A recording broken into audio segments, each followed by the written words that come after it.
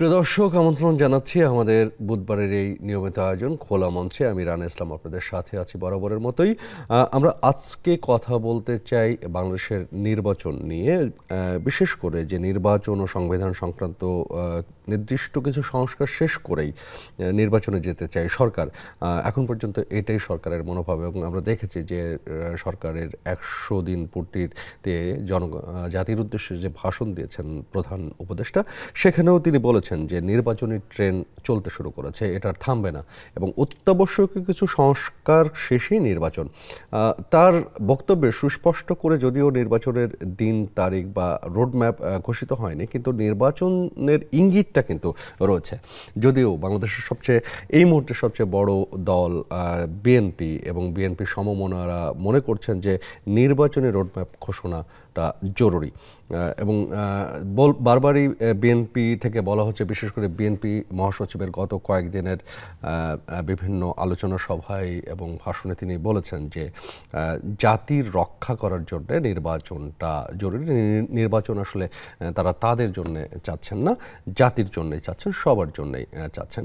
এরকম প্রেক্ষাপটে আমরা আজকে আলোচনা করতে চাই যে নির্বাচন কেন জরুরি এবং নির্বাচনের আগে সংস্কারের যে প্রসঙ্গগুলো উঠছে, সংস্কারটাও কিভাবে জরুরি এবং সংস্কার হয়ে নির্বাচন হওয়া দরকার নাকি সংস্কার এবং নির্বাচন সমান্তরাল গতিতে চলার প্রয়োজনীয়তা দেখেন সংশ্লিষ্টরা। এই বিষয়গুলো নিয়ে আমরা আলাপ করতে চাই আজকের এই আলোচনায়। আমাদের সাথে এই মুহূর্তে অতিথি হিসেবে যুক্ত হচ্ছেন মোহাম্মদ শামসুল ইসলাম, বিভাগীয় প্রধান, journalism, communication and media studies, state university of Bangladesh, এবং তিনি নিয়মিত কলাম লেখেন বিভিন্ন গণমাধ্যমে এবং রাজনৈতিক বিশ্লেষকও বটে। মোহাম্মদ শামসুল ইসলাম, আপনাকে স্বাগত জানাচ্ছি আমাদের এই আয়োজনে। ধন্যবাদ আপনাকে আমাকে আমন্ত্রণ জানানোর জন্য। সেই সাথে আপনাকে কংগ্রাচুলেশন করতেই পারি, আজকে আপনার জন্য একটা বিশেষ দিন। আপনি ডিন হিসেবে দায়িত্ব নিয়েছেন স্টেট ইউনিভার্সিটি অফ বাংলাদেশের স্কুল অফ বিজনেস এবং সোশ্যাল সায়েন্স বিভাগে। এই জন্যে বিশেষভাবে অভিনন্দন আপনার জন্য। ধন্যবাদ আপনাকে, আবারও ধন্যবাদ জানাচ্ছি। এবার একটু আলোচনায় যেতে চাই। আমি যে ভূমিকাটা দিয়েছিলাম যে আপনি আপনার জায়গা থেকে আসলে কি দেখেন যে সরকারের যে মনোভাব আমরা দেখছি, অন্তর্বর্তীকালীন সরকারের যে মনোভাব দেখছি এবং বিভিন্ন উপদেষ্টাদের বিভিন্ন ধরনের বক্তব্যের মধ্যেও কিন্তু এই বিষয়টি উঠে এসেছে যে যৌক্তিক কিছু সংস্কার করেই তারপরে নির্বাচনে যেতে চায় সরকার। সেখানে আপনি আসলে যৌক্তিক সংস্কার, কোন কোন সংস্কারের জায়গাগুলোকে যৌক্তিক মনে করছেন আপনি একজন শিক্ষক হিসেবে, একজন কলামিস্ট হিসেবে? প্রথমেই আমি বলি যে প্রথমেই আমি বলে নিচ্ছি একটু যে আমি একজন একাডেমিক। আমি তো আসলে একজন পলিটিশিয়ান না, সুতরাং আমাকে পলিটিক্যালি বায়াসড হয়তো মনে করার কোনো অবকাশ নেই। তবে আমি যেটা মনে করি যে যে ইন্টারিম গভর্নমেন্ট বা অন্তর্বর্তীকালীন সরকার যে কনটেক্সটে এসেছে, সেটা মানে একেবারে ফুললি লেজিটিমেট আমি বলবো, এবং তাদের পপুলার সাপোর্ট আছে। এবং তারা কিন্তু মানে এরকম যে অবৈধ কোনো সরকার এরকম না। জনগণের, ছাত্র জনতা এবং সবার ফুল সাপোর্ট নিয়ে কিন্তু তারা এসেছে। এবং এই সবার একটাই যৌক্তিক দাবি যেটা ছিল, সেটা হচ্ছে যে সংস্কার করে বাংলাদেশের রাজনীতিতে যাতে আবার ভুলভাবে প্রভাবিত না হয়, আবার আহ মানে ভোট ডাকাতি, ভোট চুরি এগুলো যাতে না হয়, প্রপারলি একটা ইলেকশন অনুষ্ঠিত হয়, সেই যৌক্তিক দাবির ভিত্তিতেই কিন্তু এই সরকার অধিষ্ঠিত হয়েছে। এবং এই সরকার কিন্তু ফুললি কনস্টিটিউশনের রুলস মেনেই হয়েছে। আপনারা জানেন যে 106 ধারাতে প্রেসিডেন্ট এরকম করতে পারেন, এবং সেই অনুমতি নিয়ে তারা এই সরকার প্রতিষ্ঠিত হয়েছে। এবং সংস্কারের দাবি যেটা ছাত্র জনতার দাবি, সেটা অত্যন্ত যৌক্তিক দাবি। আমরা গত কয়েক দশক থেকে দেখছি দেশের যে দুর্নীতি, ভয়াবহ দুর্নীতি হচ্ছে, গুম হয়েছে, খুন হয়েছে, এক ধরনের ফ্যাসিজম আমরা বলছি অনেকেই, হ্যাঁ সেটা। তো সেই রকম ভুল ট্রেনে যাতে আমরা না উঠে পড়ি আবারও, সেজন্য সংস্কারের দাবিগুলো যৌক্তিক।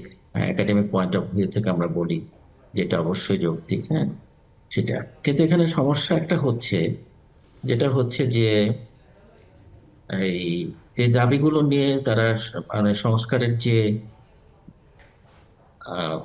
ইনিশিয়েটিভ তারা নিয়েছেন, হ্যাঁ, সেটা কিন্তু আস্তে আস্তে একটু বিতর্কিত হয়ে পড়ছে। কারণ এখানে বিভিন্ন ধরনের লোকজন, এখানে আমাদের একটা জিনিস বুঝতে হবে যে রাজনৈতিক দলগুলির কিন্তু একটা ক্লিয়ার ম্যানিফেস্টো থাকে। আপনারা জানেন যে একটা ক্লিয়ার ম্যানিফেস্টো থাকে রাজনৈতিক দলগুলোর, এবং তারা সেই ম্যানিফেস্টো অনুসারেই কিন্তু আগায়। কিন্তু হঠাৎ করে এই যে আমাদের ইন্টারিম গভর্নমেন্টটা হয়েছে, সেটা হচ্ছে একটু অ্যাব্রাপ্ট, আমরা বলবো যে একটা অ্যাব্রাপ্টলি তারা হয়েছে, হঠাৎ করে আন্দোলনটা দানা বেঁধেছে এবং ছাত্র জনতার বিভিন্ন শহীদদের রক্তে রঞ্জিত হয়ে হঠাৎ করে এই সরকার এসেছে এবং তাদের ক্লিয়ার কাট কোনো ম্যানিফেস্টো নাই। শুধু আমরা শুনছি যে সংস্কার হবে, বিভিন্ন 10টা বোধহয় সংস্কার বিভিন্ন করা হয়েছে, এবং সংস্কারগুলো করাতে হচ্ছে বিভিন্ন ধরনের বিভিন্ন ইডিওলজির লোক এখানে জি, এই সংস্কারের সেজন্যই বিভিন্ন হয়তো সরকারের তথ্য যোগাযোগ প্রযুক্তি উপদেষ্টা নাহিদ ইসলাম অপেক্ষাকৃত তরুণ প্রতিনিধি বলেছেন যে শুধু নির্বাচন দেওয়া এই সরকারের কাজ নয়, এবং এই সরকারটি কেয়ারটেকার সরকার নয়, অন্তর্বর্তীকালীন সরকার। আমরা এই প্রসঙ্গে আপনার সাথে আরও কথা বলবো। আমরা এই মুহূর্তে দর্শককে পরিচয় করিয়ে দিতে চাই, আমাদের সাথে উপস্থিত হয়েছেন স্টুডিওতে বিএনপি চেয়ারপারসনের উপদেষ্টা হাবিবুর রহমান হাবিব। হাবিব ভাই, আপনাকে স্বাগত জানাচ্ছি। আপনাকে ধন্যবাদ, দর্শক শ্রোতাদেরকে ধন্যবাদ। আমরা যে বিষয়টা নিয়ে আলাপ করছিলাম সেই জায়গা থেকে আমি যদি আপনাদের দলীয় জায়গা থেকেই বলি, যে বিএনপি মহাসচিবের উদ্ধৃতি দিয়েই যদি আমরা বলি যে গতকাল এবং আজকে মিলিয়ে তিনি বলেছেন যে নির্বাচনের রোডম্যাপটা জরুরি, এবং নির্বাচনটা আসলে তারা বিএনপির জন্য চাচ্ছেন না, জাতির জন্য চাচ্ছেন, এবং জাতিকে রক্ষা করবার জন্যই একমাত্র এবং উপায় হচ্ছে অতি দ্রুত নির্বাচন দেওয়া। আপনি আপনার জায়গা থেকে এটাকে কি ব্যাখ্যা করবেন যে কেন আসলে জাতিকে রক্ষা করার জন্য নির্বাচনটা একমাত্র উপায়? আপনাকে ধন্যবাদ।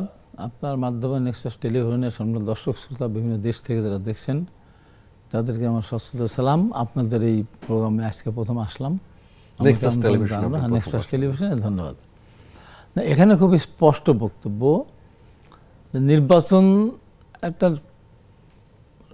সময়ের মধ্যে হতে হবে, এখানে তো কন্ট্রাডিকশন কিছু নেই। একটা সময়টাও কিন্তু সেই সময়টার ব্যাপারেই তো কথা হচ্ছে যে সরকার তো কোনো নির্বাচন রোডম্যাপ দিচ্ছেন না এখন অনন্তকাল, কতকাল।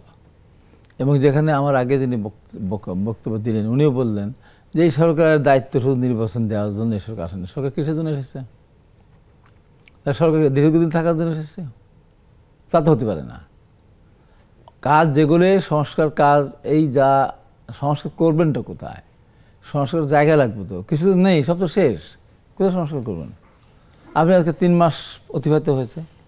আমি সর্বপ্রথম মিডিয়াতে বলা শুরু করেছিলাম যে আপনি যদি সংস্কার করতে চান, নির্বাচন করাতে চান, প্রথম আপনার পুলিশ প্রশাসনে কম করে 50,000 আপনি নিয়োগ দিতে হবে, কম করেও।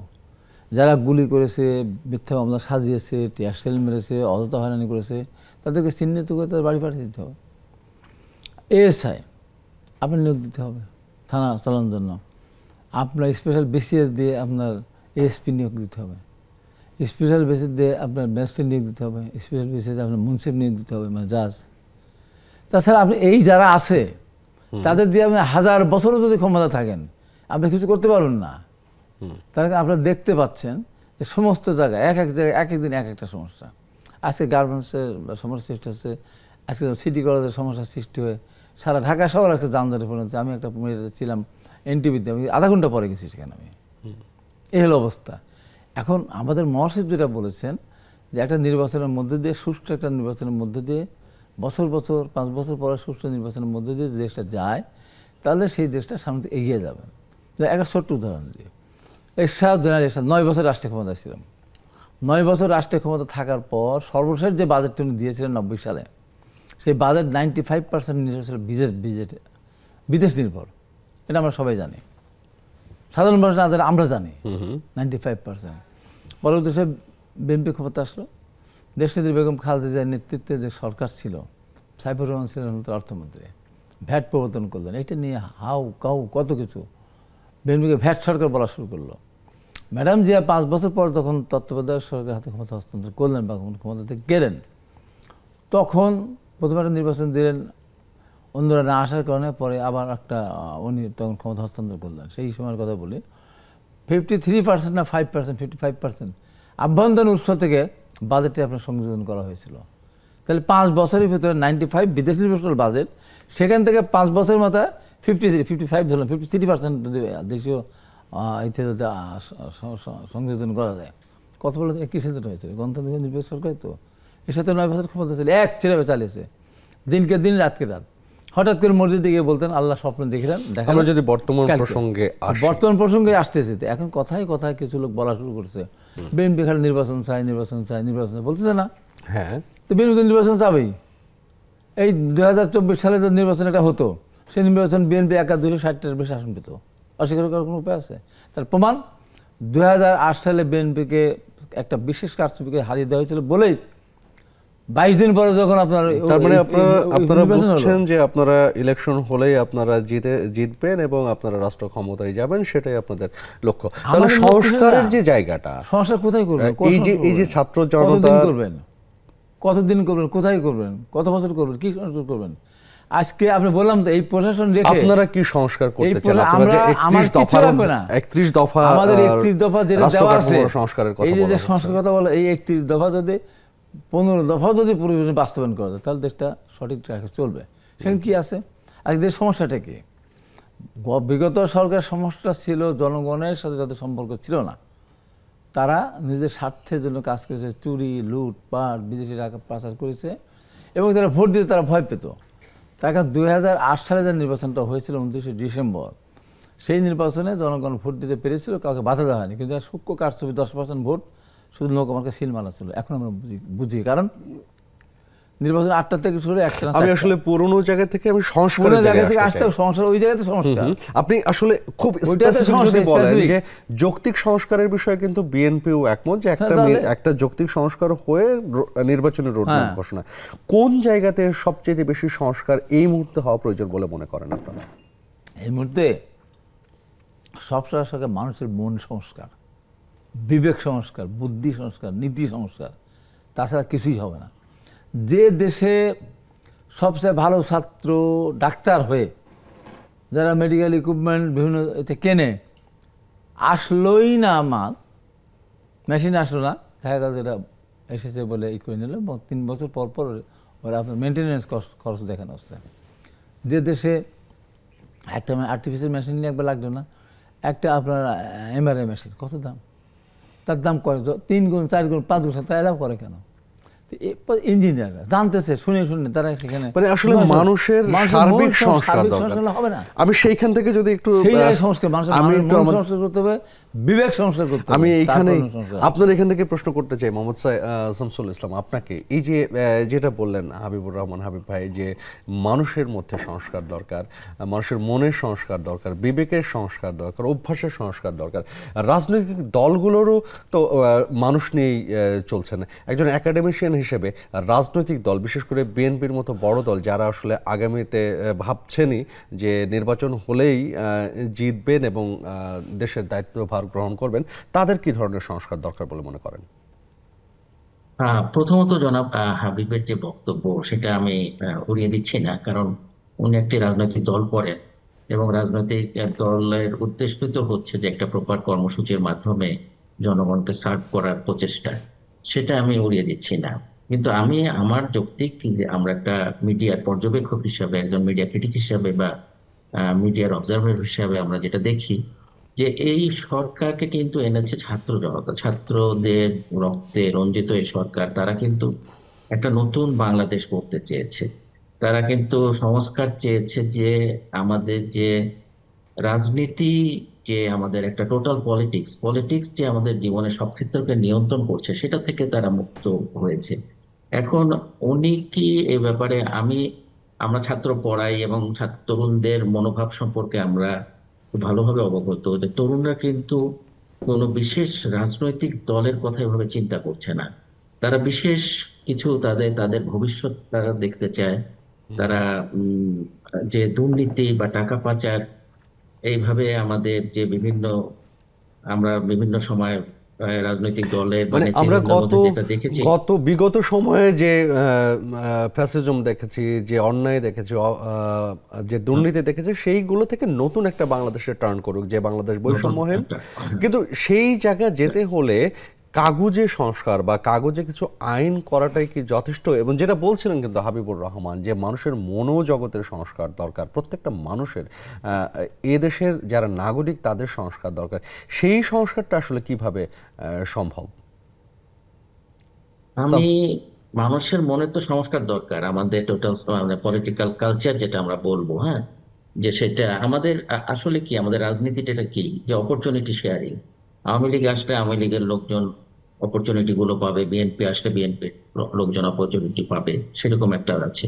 উনি যে মনোজগতের সংস্কারের কথা বলেছেন, সেটা আমি একটু ডাইভার্ট করে একটু অন্যভাবে বলতে চাই। সেটা হচ্ছে যে দলের ক্ষেত্রে যে সংস্কারগুলো, দলে কি প্রপারলি নেতা নির্বাচিত হতে পারে? হ্যাঁ, আমরা তো একটা পরিবার ভিত্তিক দলগুলো দেখি। আমি জানতে চাইবো যে তার কি মনোভাব, তারা আসলে বিএনপি যদি ক্ষমতায় আসে, ওনারা দলকে কিভাবে সংস্কার করবেন? আগে তো দলের সংস্কার করতে হবে। যে আমরা এখনই দেখছি যে বিএনপির বিভিন্ন জায়গায় আহ জড়িয়ে পড়ছে বিভিন্ন চাঁদাবাজি বা এরকম এরকম অভিযোগ আসছে।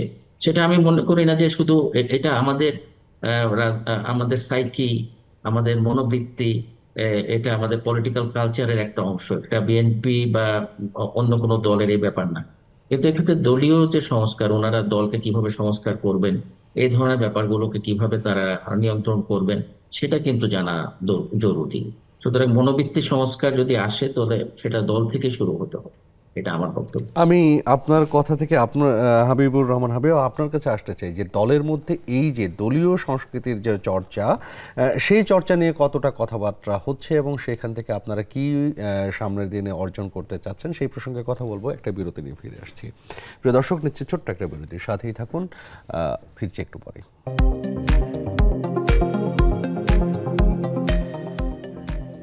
প্রিয় দর্শক, আমন্ত্রণ আরও একবার, আপনি আছেন নেক্সাস টেলিভিশনের সাথে খোলা মঞ্চের আয়োজনে।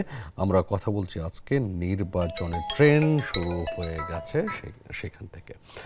হাবিবুর রহমান হাবিব, আপনাকে বিরতিতে যাবার আগে যে প্রশ্নটা করেছিলাম, যে দলীয় ফোরামে আপনাদের মধ্যে এই যে আলোচনাগুলো আসছে কিনা, যৌক্তিক সংস্কার শুধু সরকার করলে হবে না, অন্তর্বর্তীকালীন সরকার আসলে টোটাল রাষ্ট্রযন্ত্রের মধ্যে, তো রাষ্ট্রযন্ত্রের একটা বড় পার্ট কিন্তু বিএনপি। এবং আপনি নিশ্চয়ই জুলাই বিপ্লবের সময় দেওয়াল লিখনগুলো দেখাচ্ছেন, তরুণ ছাত্র জনতার স্লোগানগুলো দেখাচ্ছেন, সেখানে কিন্তু সংস্কারের বিভিন্ন বিষয়গুলো চলে এসেছে। সেই জায়গাগুলো নিয়ে আপনারা কতটা চর্চার মধ্যে যেতে চাচ্ছেন? না, এখানে আমি যেটা বলেছি মনোজগতিক সংস্কার, যেটা উনি আমার সাথে একটু ডিফার করলেন, যে এটার পাশাপাশি দলীয় সংস্কার। আমার মনোজগৎ যদি পরিষ্কার হয়ে যায়, তাহলে আমার সব জায়গায় আমি কাজে লাগাতে পারবো। দলের ভিতরে তখন ওটা ওইভাবে চালাতে পারবো। যেমন যদি কিন্তু সেই মনোজগৎ, যে প্রশ্নটা তুলেছেন শিক্ষক, যে এখনো কিন্তু আমরা দেখছি যে রাজনৈতিক যারা নেতাকর্মীরা বিভিন্ন জায়গায় দখলদারিত্বের মধ্যে রয়েছেন, দখল করছেন। আপনার কি মনে হয় যে ওই মনোজগৎ পরিষ্কার করা শুধুমাত্র কথা বললেই হবে? না, ওই মনোজগৎটা বললাম, মনোজগৎ যদি পরিষ্কার হয়, তাহলে দখলদারিতে থাকবে না, চাঁদাবাজি থাকবে না, কোনো কিছু থাকবে না। মনেই হবে যে না, এটা ওইটা করা ঠিক না।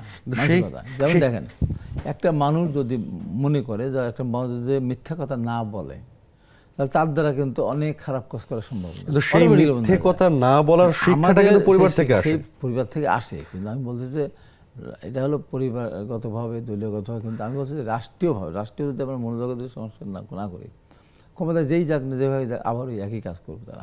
এটা সেটাই কিন্তু মানুষের ভয়। আমাদের সেটা আমি বলি, আমাদের দলের বর্তমান যিনি চেয়ারম্যান, ভারপ্রাপ্ত চেয়ারম্যান, উনি কিন্তু পরিষ্কার করে বলছেন, একটা জিনিস আপনাকে ভাবতে হবে, 17.5 বছর বিএনপি ক্ষমতার বাইরে।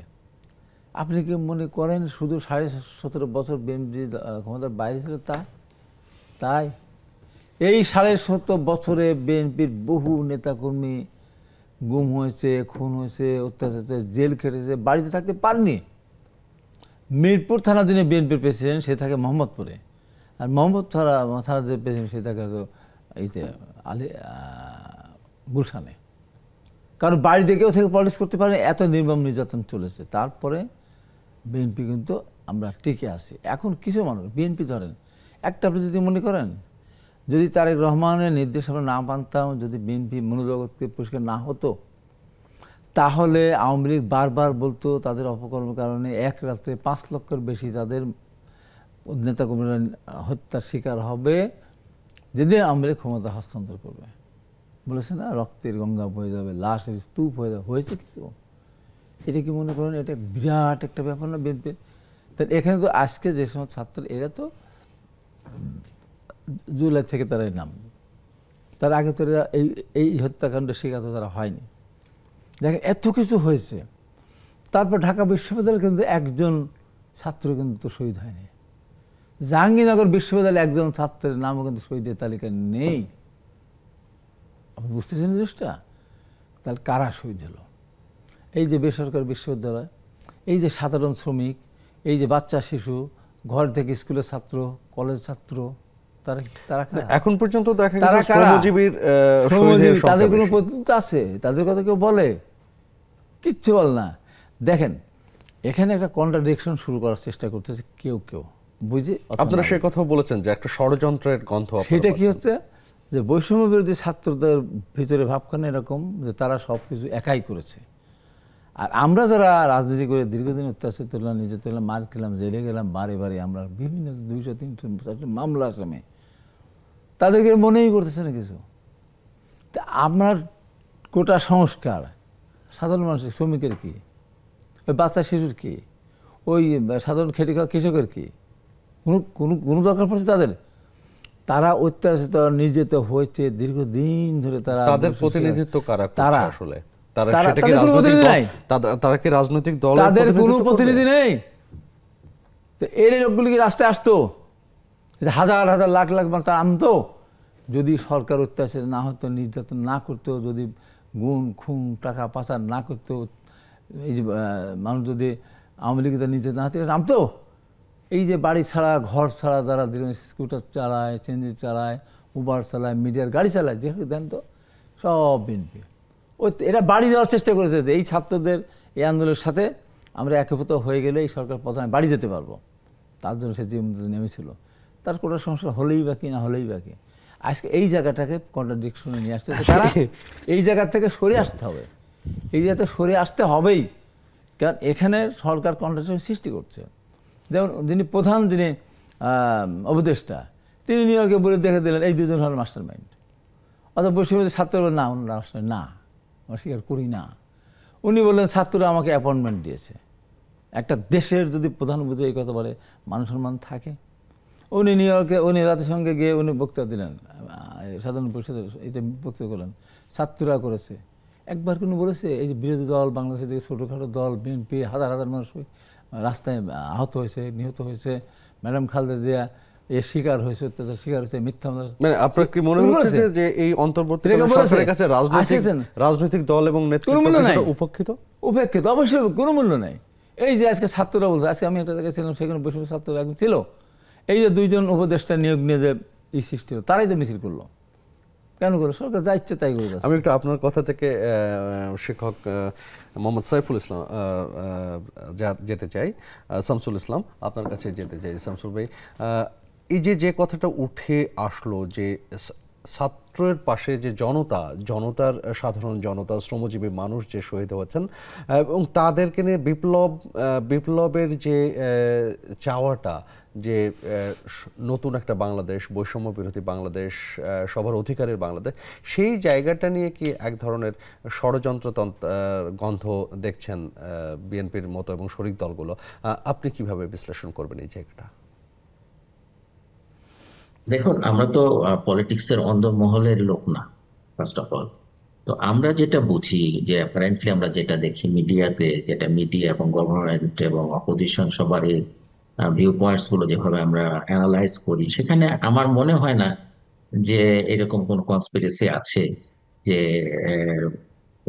ইন্টারিম গভর্নমেন্ট যে ভোট দিতে চাচ্ছে না বা রাজনৈতিক দলগুলোর বিরুদ্ধে কোন রকম ষড়যন্ত্র করছে বা ক্ষমতা দীর্ঘায়িত করার চেষ্টা করছে, এরকম আমার কাছে মনে হচ্ছে না। ওনারা তো কিন্তু বলে দিয়েছেন, ওনারা যে সংস্কার কমিশন গুলো করেছে সেগুলো কিন্তু তাদের একদম ক্লিয়ার কাট একটা রোড ম্যাপ আছে যে 31শে ডিসেম্বরের মধ্যে সেই রিপোর্ট গুলো দিতে হবে। এবং তারপর এগুলো নিয়ে তারা পলিটিক্যাল পার্টির সাথে কথা বলবে, এবং কথা বলেই তো তারা সেগুলোর সাথেই করবেন। তাদের মনেও তো একটা, আমি বলবো যে ভয় আছে। কারণ আপনি দেখেন যে আম, যে সুপ্রিম কোর্টের মাধ্যমে কিন্তু আহ, আওয়ামী লীগের সময়তেই অর্ডিন্যান্স গুলো বাদ দিয়ে দেওয়া হয়েছে, যে কি বলে, সামরিক শাসনের এরশাদের এবং কি বলে এই জিয়াউর রহমানের। সুতরাং আহ, তারা তো এমন কিছু করবে না। সুতরাং তারা একটা নিয়মতান্ত্রিক ভাবেই আমার মনে হচ্ছে যে এগোচ্ছে, এবং কিছু সংস্কারের যে দাবি ছাত্র জনতা করেছে সেগুলোকে একটা কংক্রিট রূপ দিয়ে এবং আলোচনা করেই তারা, আমার মনে হচ্ছে না যে খুব তারা মানে আপনি দেরি বলতে করবে। চাচ্ছেন যে আসলে যে সময়টা নিচ্ছেন সেটা একটা যৌক্তিক সময় এবং এটা যৌক্তিক নেওয়ার সময়, হ্যাঁ। এবং সুযোগ রয়েছে। সুতরাং প্রথম থেকে যখন এই সরকার ক্ষমতায় এসেছে তখন থেকে একটা আলোচনা ছিল এরকম, যে গত 2 বছর তো লাগবেই একটা সংস্কার করতে। সুতরাং আমি তো মনে করছি না যে তারা কোনো ট্রেন্ড ফেল করেছেন বা কোনো লিঙ্গার এবং করছেন।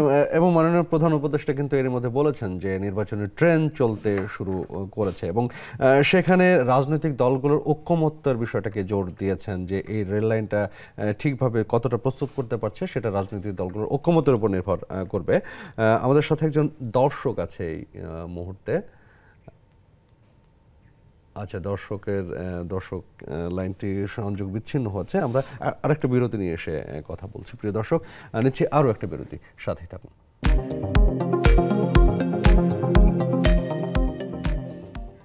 আমন্ত্রণ আরেকবার, আপনি আছেন রান ইসলামের সাথে খোলা মঞ্চে। নেক্সাস দেখছেন, আমরা কথা বলছি নির্বাচনী প্রসঙ্গ নিয়ে। নির্বাচনী ট্রেন্ড চলতে শুরু করেছে।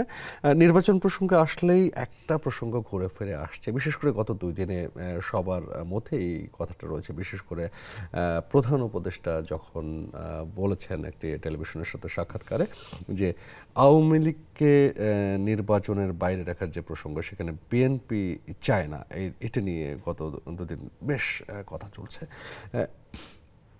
এখানে আপনাদের জায়গা থেকেও ব্যাখ্যা আছে যে আপনারা ঠিক এভাবে বলেননি। আসলে কেন চান না যে আওয়ামী লীগ নির্বাচনের বাইরে থাক? আমরা কি চাইলাম নাকি না চাইলাম সেটা তো সরকারকে মূল্যায়ন করবে। সরকার তো বারবারই বলছে যে রাজনৈতিক দলগুলোর সিদ্ধান্তকেই তারা প্রায়োরিটি এখানে দেবে। একটা জিনিস আপনাকে বলি, যে সরকার যে সমস্ত কর্মকাণ্ডগুলি করছেন, উপদেষ্টা নিয়োগ দিচ্ছেন, এগুলিকে বিএনপি বা আমাদের সাথে বা অন্য রাজনৈতিক দলগুলোর সাথে আলোচনা করে? সে কথা আপনাদের এবং আপনারা শরীক যারা তারা বলেছেন বিভিন্ন সময় যে সরকারের সাথে এই বিষয়ে কোনো আলোচনা হচ্ছে না, এবং সংস্কার কমিশনগুলো আপনাদের সাথে কোনো বৈঠক ওইভাবে করছে না। তাহলে আমরা বললাম, আমরা কি বলছি, একটা জিনিস হলো কি, আমি কালকে পাবনা জেলা আমাদের পাবনা যেটা প্রেস ক্লাব, সেই প্রেস ক্লাবের একটা নিয়ম নিয়ে আসলাম। তারা প্রেস ক্লাবে দীর্ঘদিন ধরে সাংবাদিক হয়ে, সংবাদের মালিক হয়ে, প্রতিষ্ঠা সাংবাদিক হয়েও তারা প্রেস ক্লাব সদস্য হতে পারেনি। কেন পারেনি? ওখানে গঠনতন্ত্রে আছে যে সমস্ত সদস্য যদি একমত না হয় তাহলে কেউ প্রেস ক্লাবের সদস্য পদ পাবেন না। এখন বর্তমান সরকারের প্রধান উপদেষ্টা ওই ভাষায় ওই সুরেই কথা বলেছেন, সমস্ত রাজনৈতিক দলগুলি ঐক্যবদ্ধ না হলে নির্বাচনের ব্যাপারে কথা বলা যাবে। আমি ঠিক এই প্রসঙ্গতেই আসলাম যে এইটাই বলছি সমস্ত তো। রাজনৈতিক দলের কি একমত হওয়ার সুযোগ আছে কিনা সব প্রশ্ন নাই। এখানে প্রশ্ন করবে আজকে যে জিনিসটা আমাদের বিএনপির যে ব্যাপারটা, বিএনপি একটা বড় দল নিঃসন্দেহে। এখন নির্বাচন হলে তাদের ক্ষমতা দেওয়ার সুযোগও আছে, সম্ভাবনা আছে, অন্যদের সাথে করে নিয়ে ক্ষমতা গঠন করার। এখন ধরেন একটা দল চাইল না, কোনো একটা দল যদি মনে করে যে আরো 2 বছর পরে নির্বাচন হলে পারে আমি আর দলটা গুছিয়ে নিতে পারবো, তাহলে নির্বাচন সে যদি বলে যে না আমি একমত হলাম না, আরো 2 বছর নির্বাচন হবে, তাহলে নির্বাচন হবে। উনি খুব উচ্চ মার্গে কথা বলেছেন, অনেক দূর। আপনাদের কি মনে হয় এই জায়গাগুলোতে আসলে রাজনৈতিক দলগুলোর সাথে আরো বেশি কোলাবোরেটিভ হওয়া উচিত? একটা উনি যদি এই জন্য আমাদের দলের পক্ষ থেকে বলা হচ্ছে, আমি না চাইতে পারি, আপনি না চাইতে পারেন, কিন্তু সরকারের পক্ষ থেকে যদি একটা রোডম্যাপ দেওয়া হয় 2025 সালের জানুয়ারিতে হোক, তো হবে না, এপ্রিলে হোক, অগাস্টে হোক, সেপ্টেম্বরে হোক, বর্ষা পার হয়ে গেলে নভেম্বরে হোক, একটা যদি বলে দেয় তাহলে কিন্তু আর কারোর কোনো কথা কিন্তু আমি থাকে না। যে প্রসঙ্গে ছিলাম যে আওয়ামী লীগ কি আসলে নির্বাচনে অংশগ্রহণ করবে নাকি করবে না, যেটা বৈষম্য বিরোধী ছাত্র আন্দোলনের নেতারা কিন্তু বলছেন যে কোনোভাবেই ফ্যাসিস্ট বৈষম্য বিরোধী ছাত্র আন্দোলনের নেতাদের বলার অনেক আগে সর্বপ্রথম আমি উচ্চারণ করেছি যে 3 টার্ম এদেশের মানুষকে আওয়ামী লীগ ভোট দিতে যেহেতু দেয় নাই, অন্তত 3 টার্ম আওয়ামী লীগ নির্বাচনে অংশগ্রহণ করতে পারবেন না, তাদের রাখা আসতে দেওয়া উচিত না। পাশাপাশি এটাও বলেছি আওয়ামী লীগ নিষিদ্ধের ব্যাপারে আমি ওইভাবে আমি বলেছি এই আওয়ামী লীগকে নিষিদ্ধ করতে হবে যে আওয়ামী লীগের ভিতরে নীতি নাই, আদর্শ নাই, তার কোনো ধরনের গণতন্ত্র, সমাজতন্ত্র, ধর্মের ক্ষেত্রে জাতিবাদ কিছুই নেই, সেই আওয়ামী লীগকে নিষিদ্ধ করতে হবে।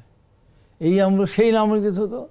ছাত্রলীগকে যখন নিষিদ্ধ ঘোষণা করলো, আমি সর্বপ্রথম সোচ্চার ওই দিনে ওই মুহূর্তে আমার প্রোগ্রাম ছিল, আমি বলেছি এই নিষিদ্ধ করার সাথে আমি একমত। অনেকে থমকে হাবিব ভাই আপনি ছাত্রলীগের প্রেসিডেন্ট ছিলেন, সেই ছাত্রলীগকে আপনি নিষিদ্ধ ঘোষণা করার পক্ষে বলতেন। হ্যাঁ, আমি যে ছাত্রলীগ 90 সাল পর্যন্ত করেছিলাম বা তারপরে কিছুদিন ছিল, সেই ছাত্রলীগ নিষিদ্ধ করলে আমি প্রতিবাদ করতাম। এখনকার ছাত্র সেই ছাত্রলীগ না, এটা তো হলো ধর্ষণ লীগ, এটা হলো হেলমেট লীগ, এটা হলো খুনি লীগ, চাঁদাবাজ লীগ। এই ছাত্র তো ওই ছাত্রলীগ না, শিক্ষা আওয়ামী লীগের ঠিক তাই। কিন্তু আওয়ামী লীগও এখন যে জায়গায় গেছে, আওয়ামী লীগের কোনো চরিত্র, রাজনৈতিক দলের কোনো চরিত্রই নেই। ঠিক আছে, সেই আওয়ামী লীগকে দল দেয় নাকি আসলে দল পরিচালনা করেছেন যারা সেই নেতৃত্ব দেয়, এই প্রসঙ্গে একটু না আমি শেষ করে দিই। আওয়ামী লীগের গঠনতন্ত্র বলেন, তাদের নীতি নির্ধারণ বলেন, তাদের খারাপ কিছু নেই, কিন্তু তারা কাজটা করেছে অপকর্ম। তাই এই মুহূর্তে আমাদের দলের উপর যে মানে আঙ্গুল বারবার উঠানো হচ্ছে যে বিএনপি চাচ্ছে না, আমাদের দল সবচেয়ে বড় দল, দায়িত্বশীল একটা দল, তার সরকার পরিচালনা করেছে। আমাদের দলের পক্ষ থেকে আপনারা কি করেন, আপনারা নিষিদ্ধ ঘোষণা করেন, আমরা কি মিছিল করতে যাবো, হরতাল দেবো? অবশ্যই, মানে এটা সরকারের সিদ্ধান্ত, সরকারের সিদ্ধান্ত। আমাদের কথা হলো যে আমাদের দল মনে করে এবং আমাদের দলের মহাসচিব অত্যন্ত দায়িত্বশীল ব্যক্তি, এই মুহূর্তে আওয়ামী লীগকে যদি আপনি নিষিদ্ধ নাও করেন, যদি মনে করেন যে আওয়ামী লীগ আগামী এসে রাজনীতি করতে পারবে, আওয়ামী লীগের আমার মনে হয় একজন লোকও পাওয়া যাবে না যে আওয়ামী লীগের কনভেনার হয়ে, বা আরেকজন লোক পাওয়া যাবে না যে প্রেসিডেন্ট হয়ে, সেক্রেটারি হয়ে মাঠে যায় বললো আমি আওয়ামী লীগ করি। মানে এই বলার ক্ষমতাই যেহেতু নাই, ওরা নিষিদ্ধ করলেই বাকি, না করলেই বাকি। আমাদের দল দায়িত্বশীল দল, তারা এইটা মনে করে। আপনি কালে নিষিদ্ধ করে দেন, আমরা কি প্রথম বলবো যে আওয়ামী লীগকে নিষিদ্ধ করা ঠিক হয়নি? জি, আমি একটু শামসুল ইসলাম আপনার সাথে কথা বলতে চাই যে আওয়ামী লীগ নির্বাচনে অংশগ্রহণ করতে পারবে না, এখানে আসলে ম্যারিট কি দেখেন, ডিমেরিট কি দেখেন? আসলে জাতির জায়গা থেকে, সাধারণ জনগণের জায়গা থেকে কি ধরনের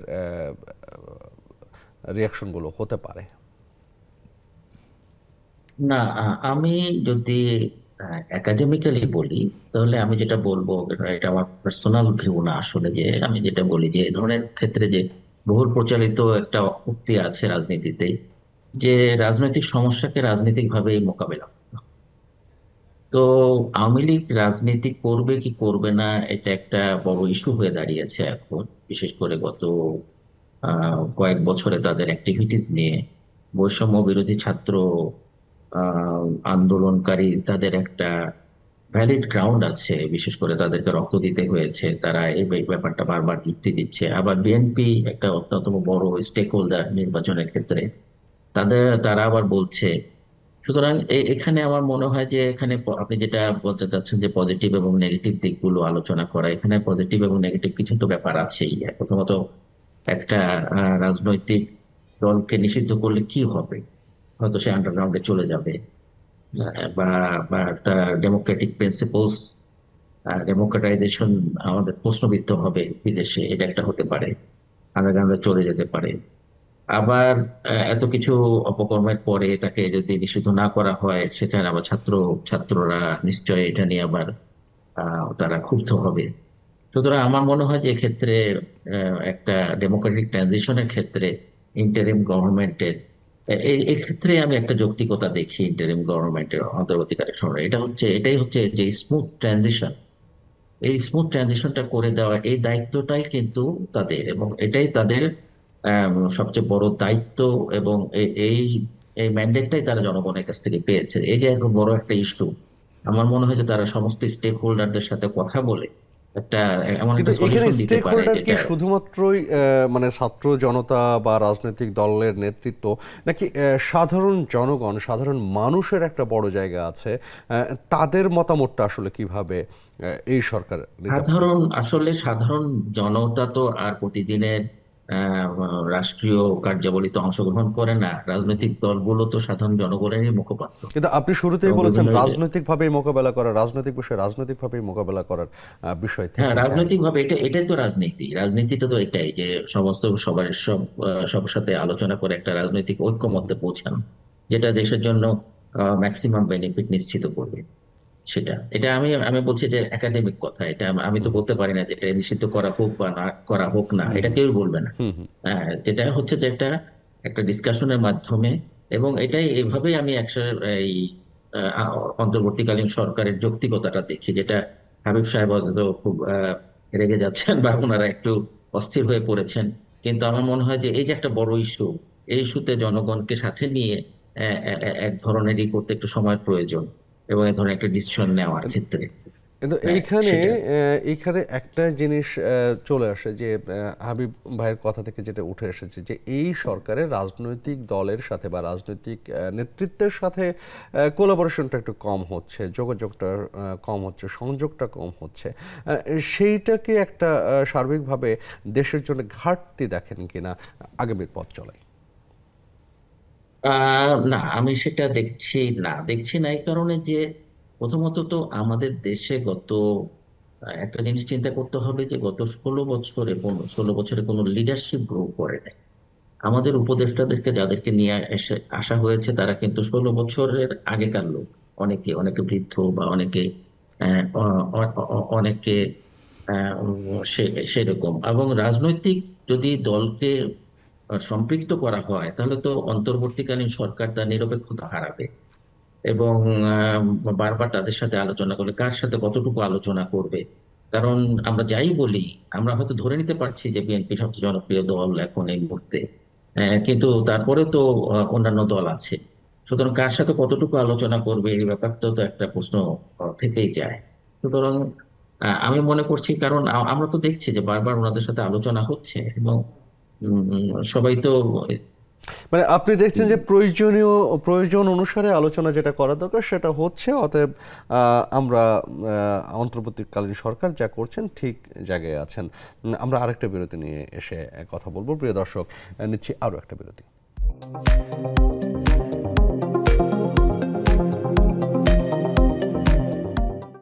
আর নির্বাচন এটা যারা নির্বাচন কমিশনে যারা আছে এরা যেহেতু দলীয় আনুগত্য থাকবে না, যেহেতু দল ক্ষমতা নেই, অতএব এই লোকগুলিকে নির্বাচন কমিশন যেভাবে আছে আসলে সুষ্ঠু ব্যবস্থাপনা হলে সেটা ঠিক আছে। এই দেশে তো বিচার বিভাগের সংস্কার করা উচিত। বিচার বিভাগের সংস্কার এটুকু, বিচার ব্যবস্থা তো দুর্নীতির মহাকড়া। আপনার এই বেঞ্চগুলি আছে না, এইখানে আজকে আমার সিরিয়াল হলো 11 নম্বর, কালকে চলে যাবে 27 নম্বর, যার ছিল 35 নম্বর সে চলে যাবে 3 নম্বরে। এই যে দুর্নীতি, আমি এটা নিয়ে প্রচন্ড আকারে কথা বলতে চাই, আমি নিজে ভুক্তভোগী দেখতেছি তো। এত টাকা এখানে নেয় আপনি চিন্তা করতে পারেন না, লক্ষ লক্ষ টাকা এখানে বেঞ্চ অফিসাররা ঘুষ খায়। আপনার লিস্ট আগে দেবে না পর দেবে, এই সমস্তগুলো করতেছে। এবং বিচার ব্যবস্থা বিভাগে আমি বারবার বলেছি উচ্চ আদালতে নিয়োগ দিতে হবে, বিচারপতি দিয়েছে, 23 জন দিয়েছে। এখন নিম্ন আদালতে ইচ্ছা করলে পারবেন না, তখন ওই জন্য বললাম পরীক্ষা নিতে হবে, স্পেশাল পরীক্ষা নিয়ে ওই সব স্পেশাল বিসিএস দিয়ে এগুলি হচ্ছে ম্যাজিস্ট্রেট এগুলি নিয়ে করতে হবে। দেখেন, একটা দেশ পৃথিবী সৃষ্টি হওয়ার পর একদিনে ম্যাজিস্ট্রেট কোর্ট থেকে 2টা হত্যা মামলা, 6টা মামলা জামিন পৃথিবীতে কিন্তু হয়নি, হওয়ার কথা না। আমাকে টকশো ধরে নিয়ে গেল, সেই মামলা ম্যাজিস্ট্রেট করে জামিন দিল না, জজ করে জামিন দিল না, 50,000 টাকা খরচ করে কত মাস থাকার পরে হাইকোর্টে জামিন পেলাম। এই যেগুলো সংস্কার অনতি বিলম্বে এই পুলিশ এই ম্যাজিস্ট্রেট এইগুলো পরিবর্তন করতে হবে, নতুন নিয়োগ নির্বাচনের আগে সংবিধানের সংস্কারটা অতি প্রয়োজন। সংবিধান সংস্কার ব্যাপারে বিভিন্ন কথা, কেউ সংবিধান শুনিয়ে ফেলে দাও, কেউ পুনর্লেখন করবো, কেউ মানেই না, জানেই না। 53 বছর ছিল কি ওরা সংবিধান থেকে অন্যায় করে নেয়। সংবিধান যে পয়েন্টগুলি স্বৈরাচারী হওয়ার সুযোগ আছে। সংবিধানের ব্যবহারটা অপব্যবহার অপব্যবহার হচ্ছে, তাছাড়া সংবিধানের দোষটা কি? জি। এই সংবিধানে তো আজকে আমাদের 2000 বা 1500 শহীদের আত্মার বিনিময়ে বা ছাত্রজনতার রক্তের বিনিময়ে আমরা এই অবস্থা পেরেছি। ওটাও তো আপনার এই সংবিধান আনতে তো লক্ষ লক্ষ মানুষকে জীবন দিতে হয়েছে, মা বোনদের ইজ্জত দিতে হয়েছে, হুঙ্গু হতে হয়েছে। এই সরাসরি সংবিধানকে আপনাকে একদম ছুঁড়ে ফেলে দেবেন? সংবিধান অপব্যবহার করার মধ্য দিয়েই সংকট সৃষ্টি হয়। কিন্তু আমি বলতে চাচ্ছি যে এই সংস্কারটাকে আসলে নির্বাচনের আগে জানাতো না পরে জানাতো? না, সংবিধান সংশোধন করতে হবে, এই করতে হবে না, আবার সংসদে পাস করতে হবে, তো পাস করতে হবে না। সো এখানে একটা বড় এখন প্রশ্ন ধরেন সেই রয়েছে। সংবিধান একটা হলো, রচনা করা হলো, কিন্তু দেখা গেল ওই সংসদে যারা মনে করতেছে আমরা যা করব তাই পাস করা যাবে, যদি আপনি বাধ্য না করেন, যে 111-এর সময় যখন ওই তারা অপকর্ম করলো, তখন তৎকালীন অবৈধ প্রধানমন্ত্রী কি বললেন, তোমরা যা করেছো সব স্বীকৃতি দেব, আইনে পরিণত করব। যেখানে 111 সরকার আমলিকে সেই সময় একটা আগামীতে আপনারা ক্ষমতা, এই জন্য বলি, আপনারা তো মানে এই জন্য বলি যে এই জন্য সংবিধান সংশোধনের ব্যাপারটা কঠিন ব্যাপার, ওটা তারা নির্বাচিত সরকার, তাদেরই করা উচিত বলে আমি যে কথা আরো বলা যেত, সময়ের স্বল্পতা রয়েছে। আমি একটু মোহাম্মদ শামসুল ইসলাম আপনার সাথে কথা বলতে চাই। এই যে প্রসঙ্গগুলো আসলো একদম স্পেসিফিক যদি বলেন, নির্বাচনের আগে কোন সংস্কারগুলো একজন একাডেমিশিয়ান হিসেবে আপনি চান? আমাদের যেটা মনে হচ্ছে যে আমাদের ফার্স্ট অফ অল যে সংস্কার তো আছে, যে আমাদের যে বিপুল পরিমাণ মানি সাইফন্ড অফ হয়ে গিয়েছে বিভিন্ন দেশে, বিভিন্ন মানি লন্ডারিং হয়েছে, সেই টাকাগুলো আনার দরকার আমাদের দেশে, সেগুলো ফেরত আনার দরকার। তারপরে আমি যেটা আরেকটা জিনিস মনে করি যে বাংলাদেশ যে ট্রাম্প অ্যাডমিনিস্ট্রেশন আসার পরে কি ধরনের একটা পরিস্থিতি হতে পারে, সাউথ এশিয়ায় যে স্ট্র্যাটেজিক সিনারিও চেঞ্জ হয়ে যেতে পারে কিনা, সে ব্যাপারে ইন্টারিম গভর্নমেন্ট, বিশেষ করে ডক্টর ইউনূস তো একজন ক্যারিজম্যাটিক লিডার, হ্যাঁ, উনি আসিয়ানে আমাদের অন্তর্ভুক্তির কথা বলছেন। সুতরাং একটা গ্লোবাল সাপোর্টের ব্যাপারটা, হ্যাঁ, এবং এই ব্যাপারগুলো যদি উনি ইনিশিয়েট করেন এবং রাজনৈতিক দলগুলো ওনাকে একটু হেল্প করে, এগুলো আমার মনে হয় যে পরবর্তীতে যে রাজনৈতিক দল ক্ষমতায় আসবে সেটা তার জন্য একটা ভালো মানে ফুটিং বা স্ট্যান্ডিং মানে জায়গা দিবে বা একটা ভালো অবস্থায় নিয়ে যাবে। আমি মনে করি যে সংস্কারগুলো এইভাবেই করা উচিত। আর উনি যেটা বলেছেন রাজনৈতিক দিক থেকে যে নির্বাচন কমিশনের ব্যাপারে বা ভোটার তালিকা, সেগুলো তো আছেই। আমি একটুকুই বলতে চাই, মানে এক সরকারের রেখে যাওয়া কাজকে আর এক সরকার টেনে নেবে, এই সংস্কৃতির মধ্যেও আসলে আমাদের যাওয়া দরকার, সেখানেও এক ধরনের সংস্কারের মানসিকতা দরকার, সেটাই আপনি বলতে চান? হ্যাঁ, সেটাই বলতে যাচ্ছি আর কি। হ্যাঁ, জি, ধন্যবাদ। চেঞ্জেস এন্ড কন্টিনিউটি থাকবে, পরিবর্তন এবং এক ধরনের যেটা আমরা আসলে উন্নত বিশ্বে দেখি যে ক্ষমতায় যেই আসুক না কেন, পলিসির জায়গা থেকে রাষ্ট্রের নিজস্ব এক ধরনের পলিসির মধ্য দিয়ে চলে, সেই জায়গাটা শেষ করি যে আমার প্রত্যাশা থাকবে যে আমরা ছাত্র শ্রমিক জনতা রাজনৈতিক দলগুলো মিলিয়ে আন্দোলন করি, সরকারকে আমরা একটা যৌক্তিক নির্বাচনের জন্য বা সংস্কার করার জন্য আমরা মনে করছি সমর্থন দিয়ে যাব। আমরা সমর্থন দিয়ে যাব, কোনোভাবেই যেন এর ভিতরে বিভেদ সৃষ্টি না হয়। বিভেদ সৃষ্টি না হলে সবাই যেমন আশঙ্কা করছে, আমারও আশঙ্কা যে বড় ধরনের ক্ষতি আমাদের হয়ে যেতে পারে। সেদিন আমরা সবাই বিরোধে বলবো এবং গণতন্ত্র চিরদিনের জন্য, অনেক দিনের জন্য, মানে আপনারা এটা বলতে চান যে আর কোনো বিভেদ নয়, জাতির অগ্রগতির জন্য আসলে ঐক্য থাকতে হবে। আমরা বিএনপি বড় দল, আমরা ছাত্ররা কি বললো না বললো অনেক সময় আমরা ভুল বলতে পারে, অযৌক্তিক বলতে পারে, আমরা সেটাকেও আমরা মেনে নিয়েই, যেমন আমার সাথে একজন বলতেছিল আমাদের সময় শেষ হয়ে গেছে, সেই নিয়ে আমরা আছি। আমরা চাই একটা দেশটা সামনে থেকে এগিয়ে যাক। জি, ধন্যবাদ আপনাকে, এবং সেই সাথে ধন্যবাদ মোহাম্মদ শামসুল ইসলাম, আপনাকেও আমাদের সাথে যুক্ত হওয়ার জন্য। জি, প্রিয় দর্শক, আপনাদেরকেও ধন্যবাদ জানাচ্ছি যারা এতক্ষণ আমাদের এই আয়োজনটি দেখলেন এবং শুনছিলেন আমাদের কথাগুলো। দেখা হবে নিশ্চয়ই আবারও। সে পর্যন্ত সবাই সুন্দর থাকুন, ভালো থাকুন এবং সুস্থ থাকুন।